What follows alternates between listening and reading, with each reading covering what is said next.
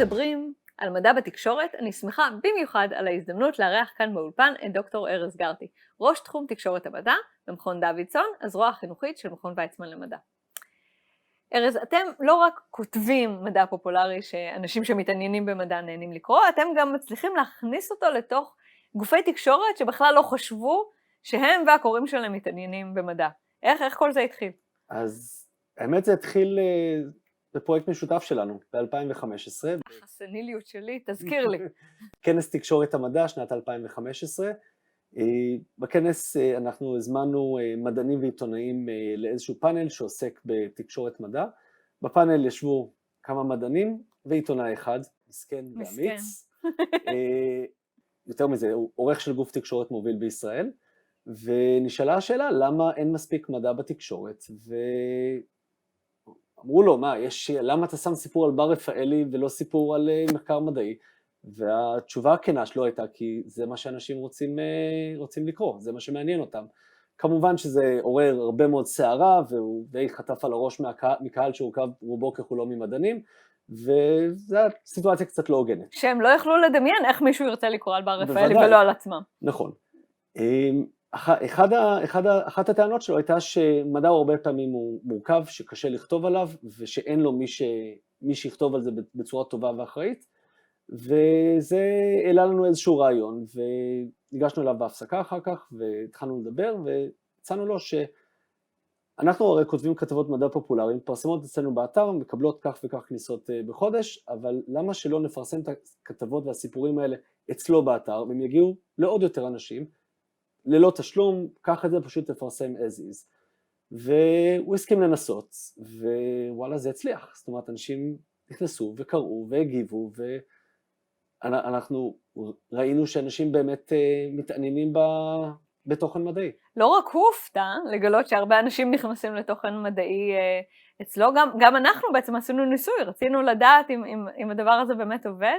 את הניסוי הובילה יראל בראל בן דוד, שצופי הקורס מכירים היטב, ובעצם מה שהיא עשתה, היא לקחה את הידיעות שכתבו המדענים שלכם, ציוותה אותם לידיעות שהתפרסמו בערך באותו זמן, בערך באותו מקום בנושאים אחרים, ומה שהיא מצאה זה שאין הבדל במספר הקלקות, במספר התגובות, בלייקים, בזמן שאנשים מבלים.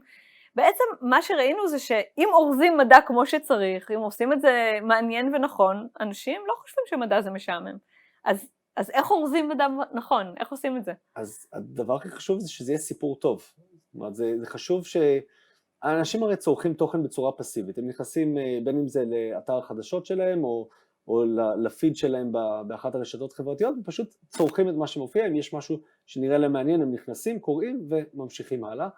אז חשוב א' למשוך כבר ברמת הכותרת והגרפיקה, כמובן בזהירות לא קליק בייט, נדבר על זה אחר כך, אבל שהסיפור יהיה מעניין, שאנשים יתחילו לקרוא, שזה ייגע בהם, שזה יהיה רלוונטי להם, שזה יהיה אקטואלי, קשור לעולמות התוכן שלהם, ושיעניין אותם להמשיך ולקרוא את הסיפור. רק למען צופנו, קליק בייט?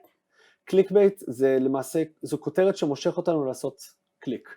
הכותרת הזו לא חייבת להיות נכונה, היא לא חייבת להיות קשורה בכלל, אבל היא גורמת לאנשים ללחוץ על הכותרת. הבעיה היא שכשאם אנחנו כותבים כותרת שהיא אומרת משהו אחר ממה שמתקבל בתוך הכתבה, זה גורם לאיזושהי אכזבה, וזה משהו שאנחנו לא רוצים לעשות לקוראים שלנו. הבנתי. בוא תספר לי אז באמת איך עושים את זה. אתה יודע מה, המקום הכי טוב זה להתחיל ללמוד מכישלונות. כן. נכון? מכישלונות אנחנו לומדים הכי הרבה. אז בוא תספר לי על משהו שלא הצליח. אז נתחיל מסיפור האורז, אני חושב. סיפור האורז, במקרה אני רואה אותו כאן. זו כתבה שהתחילה כדחקה. אני רציתי לעשות איזשהו תרגיל מחשבתי, תרגיל בלוגיקה, של להראות לאנשים שקיימת תופעה כזאת שנקראת צ'רי פיקינג, שאנשים אוספים מחקרים מכל מקומות ובונים מהם סיפור. כתיף דובדבנים. כתיף דובדבנים, בדיוק. אז אני בחרתי את המאכל הכי תמים שאני יכולתי להעלות על דעתי, שזה האורז, ואני התחלתי לחפש מחקרים שישחירו אותו, שהפכו אותו למשהו רע. אני כתבתי בגוגל Rice and Cancer, וחיפשתי כל מיני דוגמאות, ומצאתי, לא הרבה, אבל מצאתי מחקרים שהצלחתי איכשהו לתפור מהם איזשהו סיפור, ואז אני במרחק גלילת עכבר קטנה, כתבתי כל מה שכתוב למעלה הוא קשקוש. אוי, אפשר לראות את זה? אוי, צריך לגלול הרבה. כן. בסמארטפון זה אולי קצת פחות, כל מה שכתבנו עליו הוא קשקוש מוחלט, והנה למה, ואז אני מפריך את הטענות שלי אחת לאחת. ואתה חשבת שזה יהיה חינוכי. כן. ומה קרה? מה שקרה זה שזה התחיל מזה שהתחילו להופיע תגובות, שהתגובות האלה הם דברים בסגנון של, וואלה, טוב שהזהרת אותי, אני עכשיו זורק את כל האורז מהבית. כל מיני תגובות על קונספירציות, כל מיני סיבות למה מה שכתבתי הוא נכון, ומעט מאוד תגובות שמתייחסות לחלק השני.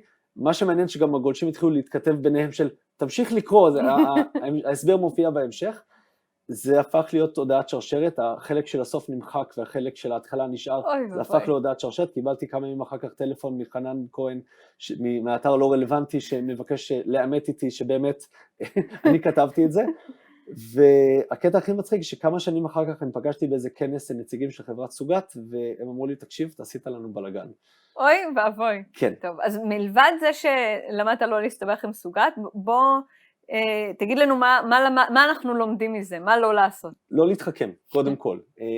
חשוב שכשאנשים נכנסים לכתבה, שהם יקבלו את מה שמצפים לו, לא לנסות לשחק להם עם המוח, לא לנסות לעשות כל מיני משחקים אינטלקטואליים, לא, להיות פשוט, להיות ברור, שיהיה סיפור שאם אפשר את הפאנץ' כבר בהתחלה, שלא יצטרכו לחכות לו יותר מדי. אנחנו לא רוצים שאנשים יעצרו באמצע וישארו עם איזושהי מיסקונספציה בראש. אוקיי, אז למדנו לא להתחכם, למדנו לא לחכות לאמצע הידיעה או הכתבה עם הפאנץ', וספר לי גם על איזה סיפור גבורה, על איזה למידה מהצלחות.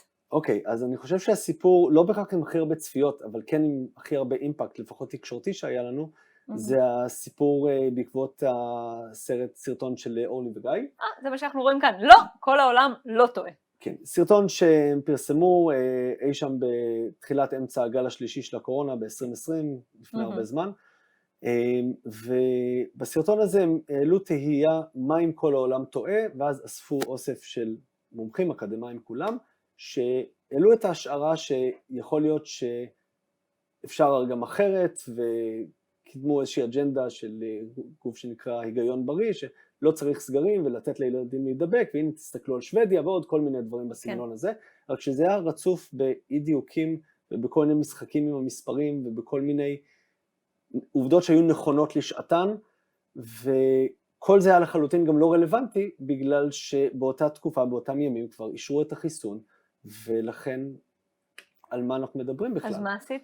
אז הסרטון שלהם היה ויראלי, הם פרסמו אותו ביום חמישי אחר הצהריים, שזה גרם לי ולעוד כמה חברים לקלל אותם מאוד קשה, כי זה הרס לנו את הסוף שבוע, וישבנו כמה חברים מדוידסון, מוויצמן, מעמותת מידעת, פתחנו קבוצת וואטסאפ, וישבנו לעבור אחד אחד על הטיעונים, כתבנו מסמך די ארוך שמתייחס לקביעות שלהם, וזה בשביל לתת איזושהי קונטרה, שאנשים יבינו מה הקונטקסט של הדברים, ומה נכון ומה לא נכון, והכתבה הזאת התפרסמה ביום ראשון בבוקר, אחרי שהסרטון כבר חרך את הרשת, והיא גררה המון תשומת לב עיתונאית, ציטטו קטעים מתוכו, הזמינו אותי וחברים נוספים להתראיין, זה אפילו הגיע לאולפן שישי בחדשות 12.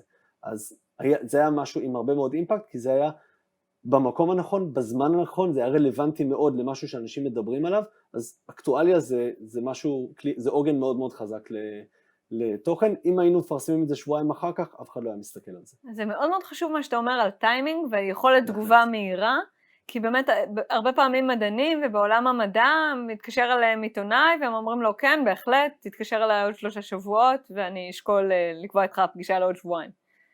כן. זה לא עובד ככה. אם מתקשר אליכם עיתונאי לראיין אתכם על המחקר שלכם עכשיו, תתראיינו עכשיו, לגמרי. או אולי להגיד, תן לי 5 דקות להתארגן. או אולי אל תתראיינו, אבל לדחות את זה, זה באמת חסר טעם.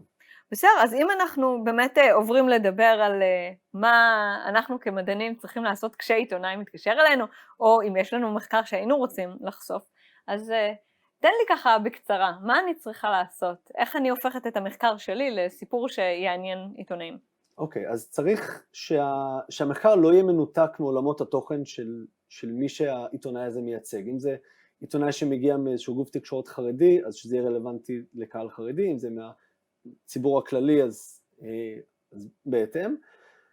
שאם אפשר שזה יהיה משהו פרקטי, שזה יענה על הצורך של what's in it for me, שאם זה בנושא בריאות, אז איך זה יכול בעתיד אולי, אפילו בעתיד הרחוק, עם כל הדיסקליימר שצריך, אבל איך זה יוכל להביא מזור למחלה כזו או אחרת, אם זה טכנולוגיה חדשה, לאן היא יכולה להגיע, זאת אומרת שאנשים יבינו מה הקונטקסט, שזה לא יישאר רק ברמת המדע הבסיסי התיאורטי, אלא גם ברמה הפרקטית לאן זה יכול להגיע.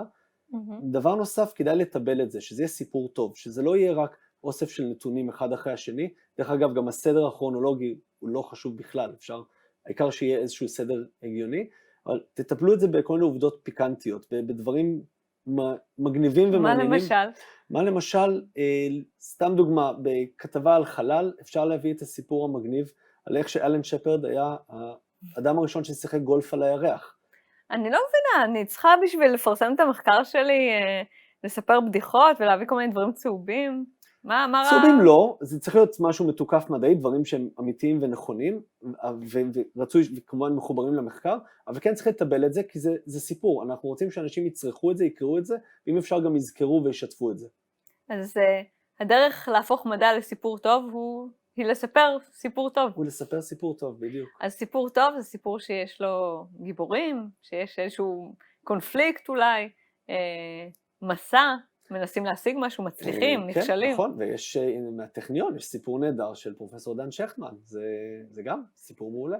נכון, סיפור של מאבק והצלחה. נכון. אז תודה רבה לך, דוקטור ארז גרטי, שבאת לעזור לנו להבין איך להפוך מדע לסיפור טוב. תודה רבה לך. בכיף.